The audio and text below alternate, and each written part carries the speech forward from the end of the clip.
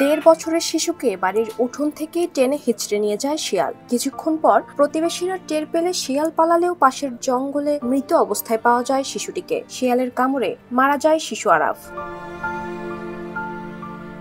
বুধবার সন্ধ্যায় কিশোরগঞ্জ সদর উপজেলার বৌলা ইউনিয়নের তেরহাসিয়া গ্রামে এই ঘটনা ঘটে। বৃহস্পতিবার সকালে পারিবারিক কবরস্থানে শিশুটিকে দাফন করা হয়েছে।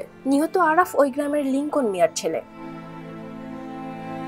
শিশুটির পরিবারের সদস্যরা জানায়, ইফতারের পর সবার অজান্তেই বাড়ির উঠান থেকে শিশুটিকে টেনে নিয়ে যায় শিয়াল। পরে পাশের জঙ্গল থেকে তার লাশ উদ্ধার করা হয়। যমুনা ইলেকট্রনিক্স ঈদে ডাবল খুশি অফার সিজন 3, যে কোনো পণ্য কিনলেই পাচ্ছেন নিশ্চিত ঈদ উপহার। আরাফের দাদা লালু মিয়া জানান, ইফতার শেষে ঘর থেকে বের হয়ে উঠোনে খেলা করছিল আরাফ। হঠাৎ তাকে আর পাওয়া যাচ্ছিল না। বাড়ির আশেপাশে সব জায়গায় খোঁজাখুঁজির পর এলাকার মসজিদে মাইকিং করা হয়। এ সময় গ্রামের একজন দেখেন একটি শিয়াল বাচ্চাকে টেনে নিয়ে জঙ্গলের ভেতরে যাচ্ছে। পরে তার চিৎকারে আশেপাশের লোক জঙ্গলের ভেতর থেকে আরাফকে উদ্ধার করে। এ সময় তার গলায় কামড়ের দাগ, বুকে পায়ের নখের দাগ দেখতে পেয়ে দ্রুত স্থানীয় হাসপাতালে নেওয়া হয়। হাসপাতালে কর্তব্যরত চিকিৎসক আরাফকে মৃত ঘোষণা করেন।